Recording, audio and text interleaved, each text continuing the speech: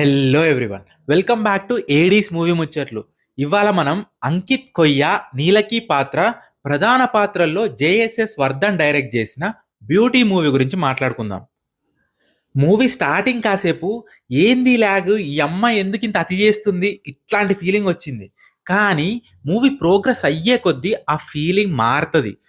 వాళ్ళు చూయించే ప్రతిదీ story establish చేయడానికి బేస్ అని అర్థమవుతుంది. ఇక ఒక పాయింట్ తర్వాత ఎట్లయిపోయిందంటే తెలియకుండానే మూవీలో ఇన్వాల్వ్ అయిపోయి చూస్తుంటాం. ఏ ఒక్క సీన్ కూడా స్కిప్ చేయాలి అనిపించదు. ఎందుకంటే స్టోరీ అట్లాంటిది. రోజు మనముండే సొసైటీలో జరిగినవి, జరుగుతున్నవి అండ్ జరగనీకి పుష్కలంగా స్కోప్ ఉన్న ఇన్సిడెంట్స్ అవన్నీ. సో, దానివల్ల అయ్యా! ఇప్పుడేమైతది? నెక్స్ట్ ఏం జరుగుతది? అన్నట్టు ఎంగేజింగ్‌గా నడుస్తుంటది మూవీ.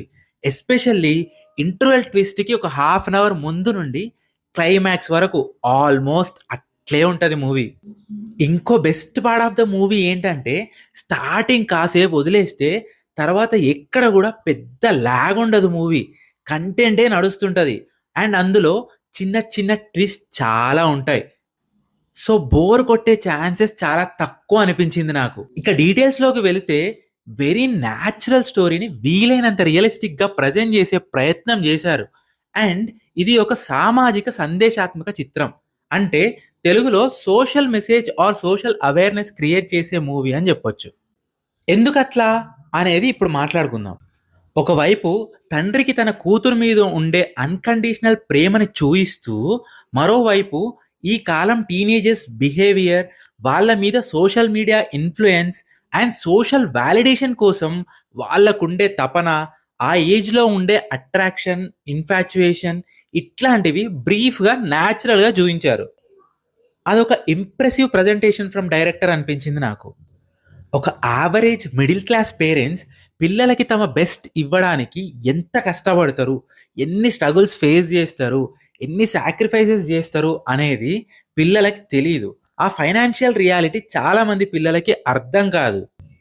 ఆ ఫ్రస్ట్రేషన్‌లో ఏది మంచి, ఏది కాదు అని తెలిసి తెలియని ఏజ్‌లో ఇన్‌స్టాగ్రామ్ పరిచయాలంటూ, స్నాప్‌చాట్ ముచ్చట్లు, వీడియో కాల్స్ అంటూ చదువుకోవాల్సిన పిల్లలు ప్రేమ పేరుతో రిలేషన్‌షిప్స్, సిట్యుయేషన్‌షిప్స్ అని తీసుకుంటున్న నిర్ణయాల వల్ల ఎన్ని దారుణాలు జరగొచ్చు.